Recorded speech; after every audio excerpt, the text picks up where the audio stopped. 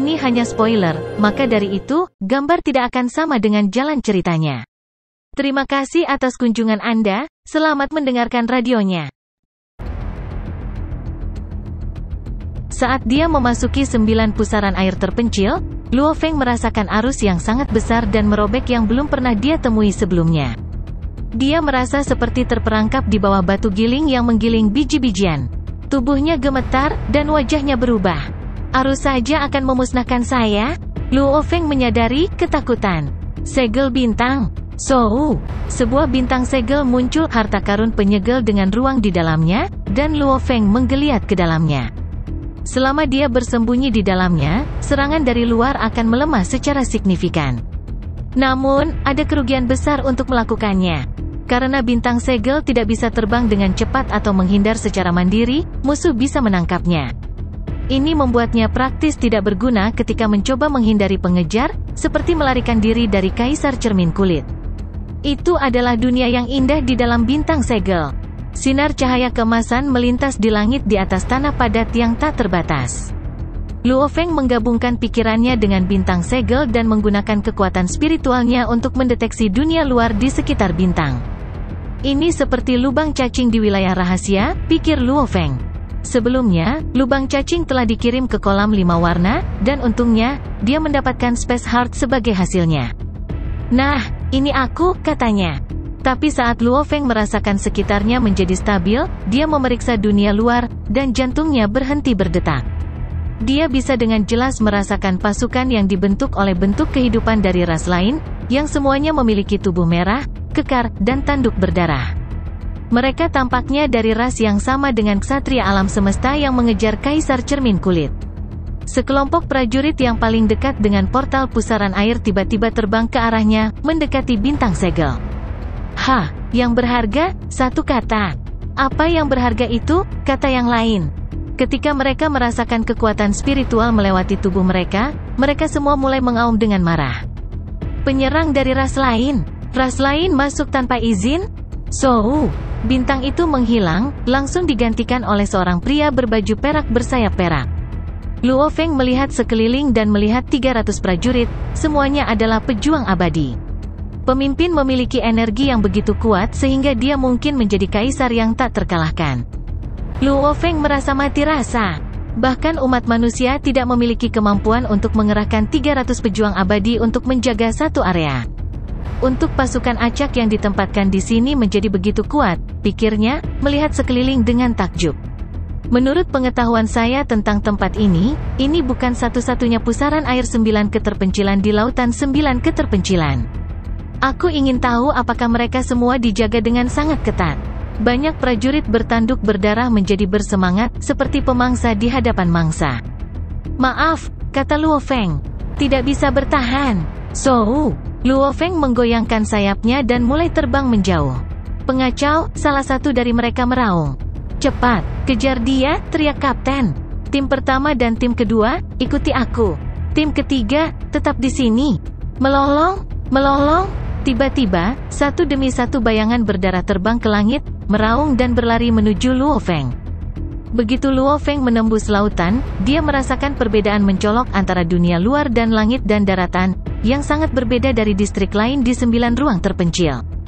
Bintang-bintang bersinar di langit, dan kabut berdarah yang buram meresap ke udara, memberikan seluruh langit dan daratan kekuatan yang tak tertandingi. Perlawanannya sangat kuat, dia berkata. Tiba-tiba, dia menyadari bahwa kekuatan aneh di sini menghentikan riak ruang sepenuhnya, sehingga menekan transportasi negara dewa. Tidak ada teleportasi, gumamnya tak percaya. Tidak ada transportasi negara dewa? Akhirnya, Luo Feng mengerti mengapa bahkan makhluk agung tingkat ksatria alam semesta hanya bisa tiba di sini melalui pusaran air 9 keterpencilan. Teleportasi dan transportasi negara dewa tidak mungkin. Melolong? Hahaha. Suara tawa meledakkan telinga Luo Feng dengan energi abadi. Dia melihat ke belakang untuk melihat banyak sosok berdarah berlari ke arahnya. Penjajah asing, teriak sang kapten. Langit dan tanah ini milik ras kami. Sementara kamu sangat ditekan di sini, kami tidak terpengaruh. Tidak mungkin kamu bisa lolos. Luo Feng bisa merasakan kabut berdarah menekan riak ruang angkasa, namun makhluk-makhluk ini terbang tanpa terpengaruh. Hanya pejuang abadi, ingin menyusulku, kata Luo Feng. Sayap Siwu-nya merobek udara, menyebabkan turbulensi luar angkasa saat kecepatannya melonjak, dan dia melesat ke kejauhan. Para prajurit hanya bisa menyaksikan penyusup itu terbang semakin jauh. Segera, dia menjadi bintik perak kecil, lalu menghilang. Mereka berdiri di sana, bingung dan saling menatap. Bagaimana dia bisa begitu cepat? Mereka bertanya satu sama lain. Dia hanya seorang pejuang abadi dari ras asing. Bagaimana dia bisa lebih cepat dari kita di sini di tanah air kita? 300 prajurit abadi tidak siap untuk ini. Mereka sangat berpengalaman dalam menghadapi penjajah asing. Kecepatan pejuang abadi dari ras lain selalu berkurang tajam ketika mereka memasuki tanah air mereka, sehingga memungkinkan mereka untuk dengan mudah melampaui setiap penyusup. Jika itu adalah ksatria alam semesta, mereka akan segera melaporkannya dan meminta ksatria alam semesta dari ras mereka untuk menangani masalah ini. Tetapi yang ini hanya seorang pejuang abadi yang normal. Sial, raung prajurit bertanduk darah terbesar. Kami membiarkan petarung abadi dari ras lain lolos. Mereka prajurit melihat ke kapten mereka. Apa yang harus kita lakukan, kapten? Apa sekarang? Sosok kekar itu menggeram, kami melaporkan apa yang terjadi, tentu saja. Kecuali jika kamu ingin mati? Bintang-bintang bersinar di langit, redup oleh kabut berdarah yang menggantung di atas tanah. Pegunungan, sungai, dan hutan menutupi daratan. Ketika Luo Feng akhirnya merasa yakin bahwa dia telah menghindari 300 prajurit, dia berhenti dan melihat sekeliling. Dunia yang begitu besar, katanya. Aku sudah terbang sejauh 6 miliar mil dan belum pernah menemukan bentuk kehidupan lain. Ras ini pasti hanya memiliki sejumlah kecil makhluk, tetapi mereka semua sangat kuat. Dia duduk dengan kaki disilangkan. Tidak ada teleportasi dan tidak ada transportasi negara dewa, pikirnya. Yang berarti aku tidak bisa keluar dari sini. Yang bisa kulakukan hanyalah menunggu untuk dibunuh oleh ras ini seperti anak domba yang menunggu disembelih. Luo Feng memeriksa koordinatnya dan menemukan bahwa, anehnya, langit dan daratan ini berada di dasar laut 9 keterpencilan. Aku berada di pusat 9 lautan keterpencilan, gumamnya pada dirinya sendiri. Menurut koordinat saya, itu masih di dalam 9 ruang terpencil. Meskipun aku tidak bisa berteleportasi sendiri, tubuh Mosaku bisa menggunakan domain teknik bakatnya untuk masuk, pikirnya. Selama tubuh Mosa tidak juga diburu, dia seharusnya bisa sampai di sini tanpa kesulitan. Aku akan menunggu di sini dulu, katanya. Tubuh Mosa telah mengambang begitu lama dalam pendekatannya ke pohon dunia, dan hanya sebulan sebelum dia mencapai tahap akhir misi. Luo Feng merenungkan situasi untuk sementara waktu dan menyimpulkan bahwa apa yang terjadi di sekitarnya sudah di luar kendalinya, sedangkan dia yakin bahwa tubuh Mosa bisa mendapatkan ranting dan daun pohon dunia kali ini. Aku tidak bisa menyerah sekarang, dia memutuskan. Selain itu, melarikan diri tidak dijamin, bahkan jika tubuh Mosa masuk sekarang. Aku harus menghubungi guruku dulu. Sama seperti Luo Feng yang terhubung dengan pemimpin kota primal chaos melalui alam semesta virtual, anggota ras asli berkomunikasi satu sama lain melalui dunia virtual yang telah mereka bangun di 9 ruang keterpencilan. Di sebuah istana mewah di kota kuno di pusat 9 ruang terpencil, seorang ksatria alam semesta lapis baja hitam kekar meraung marah. Penjajah asing, kamu bahkan tidak bisa menangkap petarung abadi dari ras lain. Ikuti aku, anak-anakku. Ya, Jenderal. Satria alam semesta yang kekar memimpin tim elit yang terdiri dari 10 prajurit untuk terbang keluar dari kota. Mama Tuo, kata sebuah suara di dalam kepala ksatria alam semesta. Tubuhnya yang saleh bergetar sebelum dia berhenti, dan para prajurit di belakangnya mengikuti jejaknya. Kata para prajurit, bingung. Itu adalah sang pangeran, kata ksatria alam semesta kekar dengan suara yang dalam. Pangeran. 10 prajurit elit tingkat kapten semuanya dimulai. Mereka dengan cepat mulai merendahkan diri, bersama dengan jenderal mereka, seperti di kejauhan, puluhan makhluk terbang keluar dari istana kota kuno yang paling menjulang. 3 dari mereka sangat kuat. Mereka mencapai grup dalam waktu singkat. Yang mulia, kata jenderal tingkat ksatria alam semesta, membungkuk untuk menunjukkan rasa hormat. Yang mulia, gema 10 prajurit di belakangnya saat mereka berlutut. Pemimpin makhluk yang baru saja tiba itu memiliki wajah tampan yang ditutupi ukiran merah. Dia mengenakan baju besi emas dan merah yang indah, memancarkan riak kuat yang hanya bisa datang dari harta karun sejati. Dia adalah pangeran, dan dia berdiri terpisah dari semua rasnya yang lain. Dia tampak seolah-olah dia berasal dari ras yang sama sekali berbeda.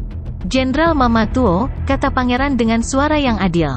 Saya baru saja mendengar bahwa tim di bawah komando Anda menemukan penyerbu asing.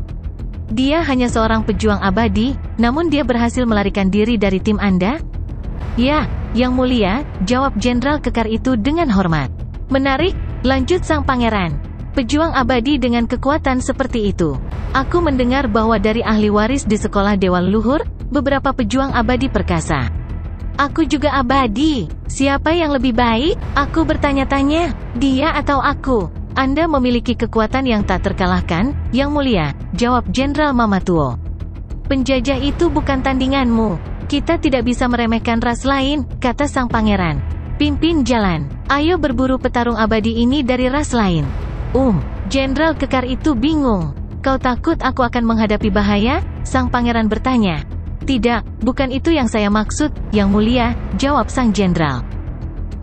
Semua 107 saudaraku masih hidup, kata sang pangeran dengan percaya diri. Seberapa berbahaya itu? Pergi. Ya, Yang Mulia, kata sang jenderal, tanpa pilihan selain mengikuti perintah. Makhluk-makhluk besar berangkat untuk memburu pejuang abadi ini bersama pangeran mereka. Di puncak Pulau Guntur di alam semesta virtual, di luar istana yang dikelilingi oleh kabut, Luo Feng muncul. Hal-hal di luar kendali saya, kata Luo Feng, berdiri di depan istana dan merenungkan apa yang telah terjadi. Jika saya tidak bisa keluar dari sana, harta saya akan diambil. Akan sulit untuk mendapatkannya kembali. Luo Feng, kata sebuah suara. Luo Feng bingung dan menoleh. Dia melihat seseorang dengan jubah emas berdiri di samping tebing. Itu adalah pemimpin kota Primal Chaos, yang menghadap ke Pulau Guntur di bawahnya. Luo Feng berjalan ke arahnya dan memberi hormat. Guru. Pemimpin kota Primal Chaos melihat sekilas ke arah Luo Feng dan tersenyum. Kamu datang ke sini untuk menemuiku, tetapi kamu berkeliaran di luar pintu. Kamu memberitahuku sebelum pergi ke 9 ruang terpencil untuk menemukan ranting dan daun pohon dunia untuk membiakkan tubuh ketigamu. Apa yang terjadi? Apakah ada yang salah? Tanda tanya petik 2. Luo Feng menjawab dengan hormat, saya telah mengikuti rencana saya dengan pohon dunia, dan saya harap saya bisa mendapatkannya.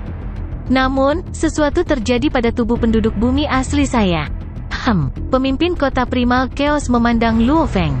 Tubuh penduduk bumi asliku bersembunyi di Rock Island, tempat teraman di 9 ruang terpencil, tapi aku tidak menyangka sekelompok ahli waris lain akan tiba. Salah satunya adalah Bark Mirror Emperor. Dia terkenal dengan keterampilan pelacakannya, dan itu adalah bagaimana dia menemukanku. Dia iri dengan hartaku yang sebenarnya, dan dia menyerangku. Kaisar Cermin Kulit, pemimpin kota Primal Chaos terkejut. Bagaimana kamu bisa melarikan diri jika dia menyerangmu? Apakah kamu kehilangan harta sejatimu padanya? Tidak. Luo Feng menggelengkan kepalanya. Aku lolos. Kamu lolos. Pemimpin kota Primal Chaos bingung. Meskipun dia hanya seorang petarung abadi, dia bisa menyaingi seorang ksatria alam semesta, terutama dengan teknik bakatnya. Aku punya harta sejati lain untuk melindungi jiwaku, kata Luo Feng.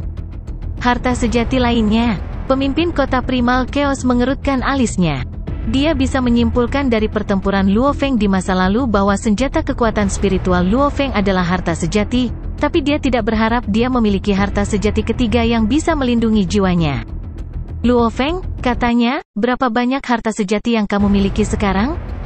Luo Feng agak malu. 3. Si Wu Wing, senjata kekuatan spiritual, dan harta sejati untuk melindungi jiwaku. Hanya 3, kata pemimpin kota Primal Chaos. Aku hanya memiliki 1 harta karun sejati ketika aku menjadi penguasa sektor.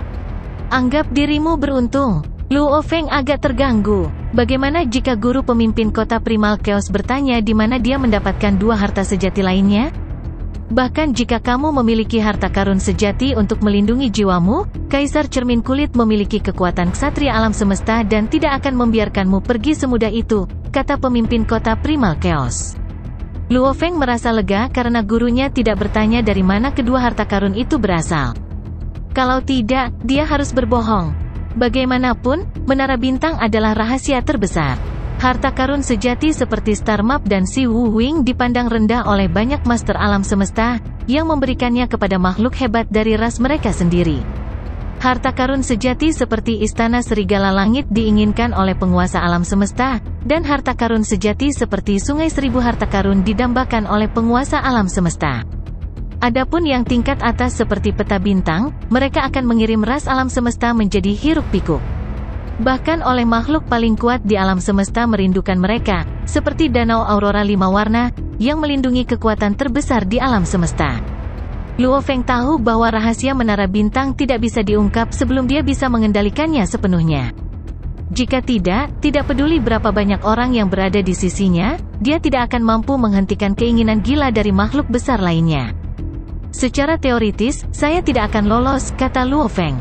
Namun, dia mengejar saya di 9 ruang terpencil. Saya menemukan 9 pusaran air terpencil dan berpikir akan sulit untuk mendapatkan kembali harta yang sebenarnya jika mereka jatuh ke tangan Kaisar Cermin Kulit. Meskipun pusaran air 9 keterpencilan terkenal berbahaya, saya pikir saya tidak akan mati seketika, setidaknya, jadi saya terjun ke pusaran air. Dia berhenti sejenak. Nine Remotenous Whirlpool agak mirip dengan lubang cacing. Saya pergi ke dunia lain. Sekelompok organisme khusus tinggal di sana, semuanya tinggi dan merah dengan tanduk berdarah. Ada ratusan pejuang abadi dari ras lain yang menjaga titik masuk.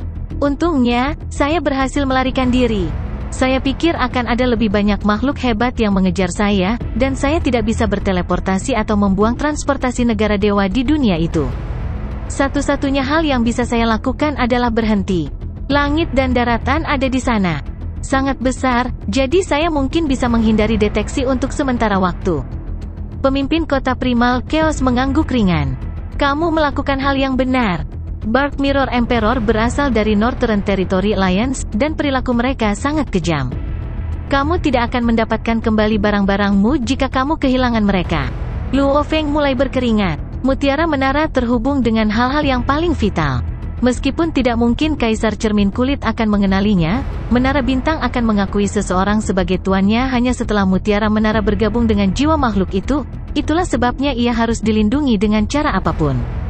Luo Feng memandang pemimpin kota primal Chaos. Apa yang harus saya lakukan sekarang?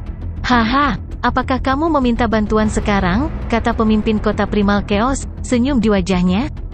Saya belum pernah ke wilayah rahasia Dewa Leluhur, dan saya hanya tahu sedikit tentangnya, tetapi saya tahu beberapa makhluk paling menakutkan di wilayah rahasia Dewa Leluhur yang dapat menjelajahi alam semesta. Apa koordinat alam semesta dari tanah aneh ini? Tanda tanya petik 2. Di bawah 9 lautan keterpencilan, kata Luo Feng. Pemimpin kota primal Chaos mengangguk. Kalau begitu tebakanku benar. Aku hanya bisa merasakan kenang-kenangan yang kamu tinggalkan di sana, dan itu diganggu oleh alam itu. Hanya ada beberapa makhluk di alam semesta yang mampu melakukan itu. Luo Feng terkejut. Itu adalah benda penyelamat yang diberikan gurunya kepadanya, dan itu digunakan untuk meminta bantuan dari gurunya di saat yang genting. Saya belum pernah ke 9 ruang terpencil, tetapi saya tahu Master 9 ruang terpencil disebut 9 guru terpencil, kata pemimpin kota primal Chaos. Langit dan daratan tempatmu saat ini adalah rumahnya.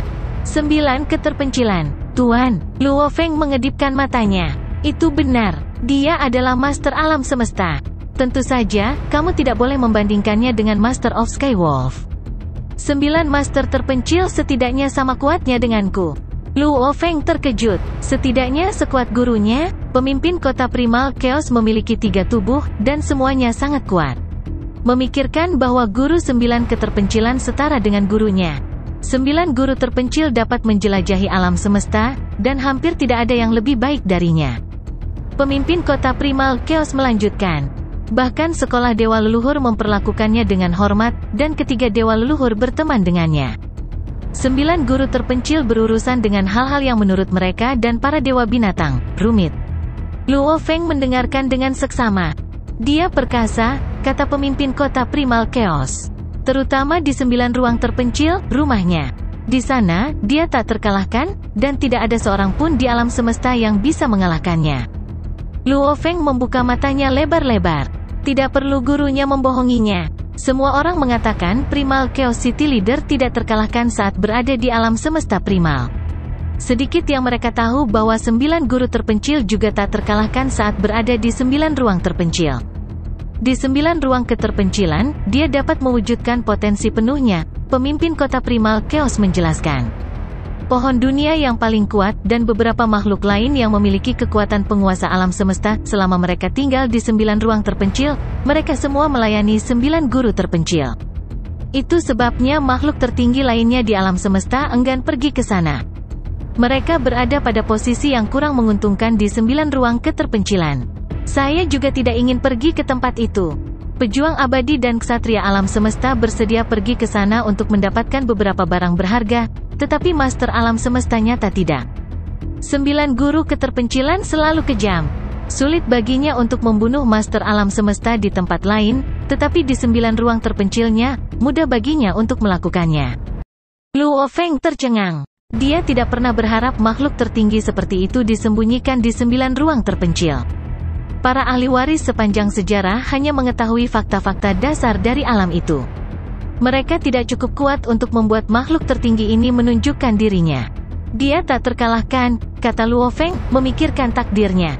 Guru tak terkalahkan di alam semesta primal, dan 9 guru terpencil tak terkalahkan di 9 ruang terpencil. Bisakah saya menjadi seperti mereka, tak terkalahkan di alam semesta, suatu hari nanti di masa depan? Mereka hanya tak terkalahkan di tempat-tempat tertentu, tetapi itu adalah pemikiran yang menggoda. Selama mereka menempatkan salah satu tubuh mereka di tempat itu, mereka abadi. Pemimpin kota primal Chaos tidak menjawab tetapi berkata, 9 guru keterpencilan setara dengan saya, dan kami telah bekerja sama beberapa kali. Selain itu, dia berutang budi kepada saya. Berutang budi padamu, kata Luo Feng. Jika Anda benar-benar menghadapi bahaya dan tidak dapat melarikan diri, kata pemimpin kota primal Chaos, menatap Luo Feng, teriaklah, 9 ruang terpencil, saya adalah murid kekacauan. 9 guru terpencil mengendalikan 9 ruang terpencil sepenuhnya. Tidak ada yang terjadi di sana yang bisa disembunyikan darinya. Dia akan tahu saat Anda berteriak. Tidak peduli bahaya apapun yang Anda hadapi, dia akan memastikan Anda aman. Luo Feng mengerti. Saya hanya meminta Anda tidak menguangkan bantuan itu jika Anda tidak perlu, kata pemimpin kota primal Chaos. Lakukan hanya jika benar-benar tidak ada lagi yang bisa Anda lakukan. Luo Feng tergerak, dan dia mengangguk. Saya mengerti, mengembalikan bantuan bukanlah hal yang mudah. Makhluk tertinggi seperti 9 guru keterpencilan berutang budi. Ini sangat langka sehingga layak menjadi harta karun sejati. Jika Anda berteriak, Anda dapat meminta dia melakukan sesuatu untuk Anda, kata pemimpin kota primal Chaos. Misalnya, kamu dapat memberitahunya bahwa kamu menginginkan daun dan ranting pohon dunia tingkat penguasa sektor itu. Dia akan menjawab ya untuk permintaan semacam ini. Tapi ingat, bantuan seperti itu tidak akan mudah untuk dikembalikan. Saya mengerti, Luo Feng mengangguk dengan sungguh-sungguh. Dia masih memiliki tubuh Mosa, yang setidaknya memberinya kesempatan kecil untuk melarikan diri. Dia tidak akan menguangkan bantuan kecuali dia menemui jalan buntu. Pemimpin kota primal Chaos tersenyum dan berkata, pergi. Ya guru, Luo Feng memberi hormat kepada pemimpin dan menghilang. Di dunia yang dipenuhi kabut merah darah.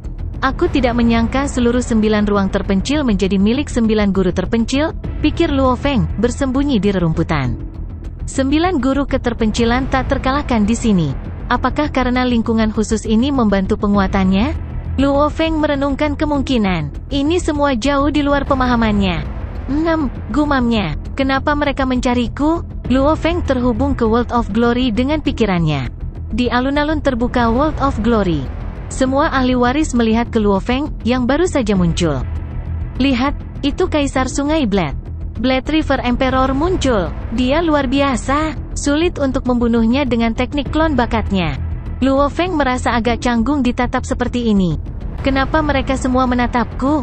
Ahli waris ini semua adalah talenta yang tiada taranya, dan 620.000 pertempurannya adalah masa lalu.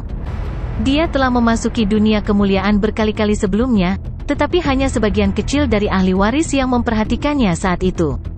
Sekarang, semua orang menatapnya seolah-olah dia adalah harta yang harus diklaim. Sungai Pedang, Chamen Emperor berteriak dari sudut. Luo Feng berjalan ke arahnya, menarik perhatian kemanapun dia berjalan. Semua ahli waris berbicara dengan suara rendah sambil menatapnya. Dia semakin bingung. Kaisar Sungai Blade, Apakah kamu masih memiliki harta karun sejatimu? Sayap, sebuah suara memanggil. Luo Feng melirik ahli waris dari ras lain. Banyak yang menyeringai dan meneriakinya. Mereka berasal dari Northern Territory Alliance, dan wajah mereka ditutupi kutikula, membuat Luo Feng jijik.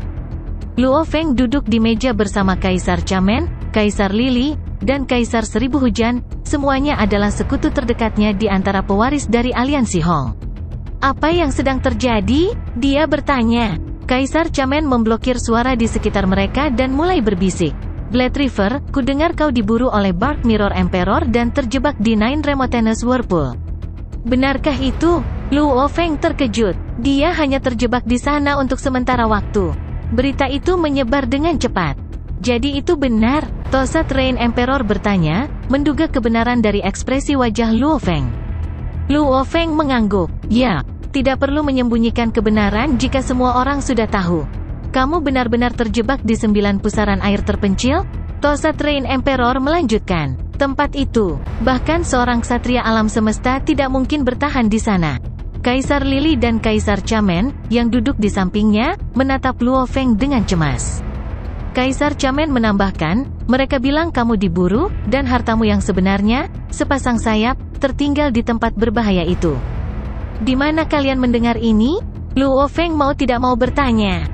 Para ahli waris membicarakannya di alun-alun, jawab Kaisar Chamen, dan setelah beberapa saat, semua orang tahu. Kudengar kau dikejar oleh Kaisar Cermin Kulit dan kau terpaksa menyelam ke pusaran air 9 keterpencilan. Apakah kamu benar-benar mati di 9 pusaran air terpencil? Kaisar Lili bertanya. Banyak ahli waris menganggap bahwa Luo Feng sudah mati sekali dan telah membangkitkan dirinya sendiri menggunakan teknik tiruannya, meninggalkan harta karunnya yang sebenarnya ditinggalkan di sana. Luo Feng menggelengkan kepalanya. Aku terjebak di 9 pusaran air terpencil, tapi aku tidak langsung mati. Aku tidak sengaja memasuki dunia yang berbahaya, dan aku masih di sana, hanya berjuang untuk bertahan hidup. Sepertinya kalian mengetahuinya segera setelah aku terjebak. Kabar menyebar cukup cepat. Pasti di sini ksatria gagak atau Kaisar Cermin Kulit atau sahabat karib mereka yang telah menyebarkan berita itu. Kemana arah 9 pusaran air terpencil? Tanya Kaisar Chamen. Seberapa berbahaya itu? Kaisar Lili bertanya. Tosat Rain Emperor hanya menatap Luo Feng. Ini adalah informasi rahasia. Rahasia tentang tempat ini dianggap intelijen yang sangat berharga yang tidak boleh bocor. Hanya informasi tentang tempat-tempat yang dapat dengan mudah ditemukan oleh ahli waris yang dipublikasikan. Ini berbahaya, kata Luo Feng. Sangat berbahaya. Luo Feng merangkum ksatria alam semesta bertanduk berdarah yang mengejar Kaisar Cermin Kulit. Saya tidak bisa berteleportasi atau menggunakan transportasi negara dewa di sana, katanya dengan suara rendah. Juga, ada gerombolan makhluk hebat. Aku masih berjuang. Kemungkinan besar, aku tidak akan berhasil. Tidak ada teleportasi dan tidak ada transportasi negara dewa? Kaisar Chamen, Kaisar Lili dan Kaisar Tosat Rain tercengang. Bukankah itu dunia penyegelan harta karun? Kaisar Chamen berkata. Luo Feng menghela nafas. Tidak ada jalan keluar. Bahkan dia tidak mati, akan sangat tragis jika makhluk besar terjebak di dunia alternatif untuk selamanya. Aku tidak bisa berbicara lama dengan kalian. Aku harus lari untuk hidupku. Dan dengan itu, Luo Feng menghilang. Kaisar Chamen, Kaisar Lili, dan Kaisar Seribu Hujan semuanya menyimpan rahasia 9 pusaran air terpencil. Ini bukan kecerdasan biasa. Luo Feng tidak akan memberitahu mereka jika dia tidak dekat dengan mereka. Sementara Luo Feng berlari melalui dunia itu, mencoba melarikan diri dari makhluk-makhluk itu secepat mungkin, semua orang membicarakannya di dunia kemuliaan. Ketika Dark Mirror Emperor tiba di alun-alun terbuka, mereka menatapnya sama seperti mereka menatap Luo Feng. Segera, ahli waris mulai mendekatinya dan mengajukan pertanyaan. Kaisar Cermin Kulit. Itu Kaisar Cermin Kulit? Dark Mirror Emperor, kudengar kamu mengejar Blade River Emperor, dan dia terjebak di 9 pusaran air terpencil. Benarkah itu? Kaisar Cermin Kulit mendengus. Tanpa berkata apa-apa, dia berjalan ke tempat para ahli waris dari Northern Territory Alliance berkumpul. Dia telah merencanakan untuk berpetualang di 9 ruang terpencil setelah gagal mengambil harta sejati Kaisar Sungai Blade, tetapi dia telah menerima email dari teman-temannya secara tiba-tiba dan menyadari bahwa berita tentang dia mengejar Kaisar Sungai Pedang telah menyebar ke seluruh dunia kemuliaan. Sialan, kata Kaisar Cermin Kulit. Entah di sini ksatria gagak atau 5 bajingan lainnya. Tapi kelima orang itu tidak punya nyali untuk melakukan itu. Pasti ksatria gagak di sini yang memberitahu semua orang berita. Dia tidak bodoh, pikir Dark Mirror Emperor. Blade River Emperor yang memiliki harta sejati jiwa adalah informasi baru. Dia cukup pintar untuk tidak menyebarkan informasi itu. Dark Mirror Emperor duduk bersama kelompok pewaris aliansi wilayah utara. Dia melirik ahli waris di sekitarnya. Aku tahu semua orang penasaran tentang ini, kata Dark Mirror Emperor. Dia menyeringai. Aku tidak tahu siapa yang menyebarkan berita ini, tapi itu benar. Blade River Emperor memang terjun ke 9 pusaran air terpencil setelah aku mengejarnya. Haha, bahkan ksatria alam semesta pun kesulitan untuk bertahan hidup di pusaran air 9 keterpencilan. Meskipun Blade Kaisar Sungai memiliki teknik cloning, harta karunia yang sebenarnya akan hilang di sana. Dark Mirror Emperor cukup berani untuk mengakui semuanya tanpa ditanyai. 6 hari kemudian, di Pulau Bauhinia terdapat berbagai macam istana. Kekuatan yang tiba-tiba dan kuat dari hukum asal mengguncang Pulau Bauhinia. Banyak ahli waris di Pulau Bauhinia berkumpul dan melihat pusat energi hukum asal, Istana Kaisarian Sejati. Pusaran air 5 warna muncul di atas istana. Emas, kayu, air, api, dan tanah. Kelima kekuatan hukum bergabung dan menghasilkan energi hukum asal yang lebih mulia dan lebih kuat, yang merupakan pusat pusaran air 5 warna. Setelah itu, menjadi berongga seperti portal mistis yang menghubungkan ke tanah asal. Energi ilahi yang luar biasa memasuki Istana Kaisarian Sejati. Semua sosok terbang di langit di atas Pulau Bauhinia, menyaksikan pemandangan itu, senang dan iri. Siapa yang membuat terobosan mereka? Hukum luar angkasa. Siapa yang sepenuhnya memahami hukum ruang angkasa dan menjadi ksatria alam semesta? Lebih dari 100 juta ahli waris terjebak dalam langkah itu, mendambakan hari itu datang untuk mereka. Istana siapa itu? Aku tidak tahu. Aku juga tidak. Siapa yang menjadi ksatria alam semesta? Tidak tahu. Hanya beberapa ahli waris yang tahu. Bahkan sebagian besar anggota aliansi Hong tidak tahu. Kaisar Chamenlah yang berkata, istana itu tepat di sebelah istana Kaisar Sungai Blade. Itu adalah pewaris lain dari ras manusia kita. 2 pewaris datang terakhir kali. Salah satunya adalah Kaisar Sungai Blade. Yang lainnya adalah Kaisarian Sejati. Kaisarian Sejati? Kaisarian Sejati menjadi ksatria alam semesta? Banyak ahli waris dalam aliansi Hong tercengang. Kaisarian Sejati telah terjebak di langkah terakhir selamanya. Sekarang dia akhirnya membuat terobosan, kita harus mengunjungi dan memberi selamat padanya. Tidak perlu terburu-buru, ini adalah waktu yang penting bagi Kaisarian Sejati. Dia pasti menyerap kekuatan dewa sekarang. Dia tidak bisa membuang waktu. Dalam perjalanan untuk menjadi makhluk hebat, 3 tonggak terpenting adalah menjadi pejuang abadi, menjadi ksatria alam semesta, dan menjadi penguasa alam semesta. Pada saat-saat genting itu, dan hukum asal-usul alam semesta akan tiba, terutama saat pertama kali tubuh biasa berubah menjadi tubuh dewa. Itu bisa mengambil kekuatan dewa sebanyak yang diinginkannya. Ketika seseorang menjadi ksatria alam semesta atau penguasa alam semesta, dia tidak bisa menyerap kekuatan dewa sebanyak itu, tapi itu jauh lebih banyak dari biasanya. Ketika hukum asal tiba, ia terhubung ke lautan hukum, dan energi dapat diserap tanpa batas. Sayangnya, hukum asal hanya akan bertahan untuk sementara waktu dan akan menghilang setelahnya. Itulah mengapa hanya ada jendela pendek untuk menyerap kekuatan dewa.